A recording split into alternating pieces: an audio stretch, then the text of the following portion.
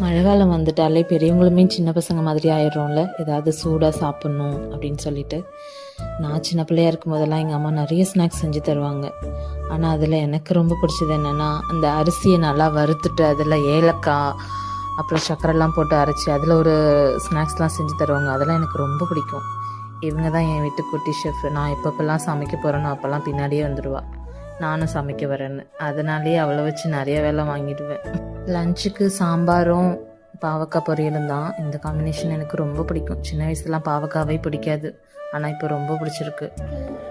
இந்த டேஸ்டியான பாயசத்தை பண்ணது எங்கள் வீட்டு குட்டி ஷெஃப் தான். இவங்க தான் நானும் பாயசம் பண்ணுறேன்னு பின்னாடியே வந்துட்டாங்க. மழை காலம் வந்துட்டாலே பெரியவங்களுமே சின்ன பசங்க மாதிரி ஆயிடுறோம்ல, ஏதாவது சூடாக சாப்பிட்ணும் அப்படின்னு சொல்லிட்டு. நான் சின்ன பிள்ளையா இருக்கும் போதெல்லாம் எங்கள் அம்மா நிறைய ஸ்நாக்ஸ் செஞ்சு தருவாங்க.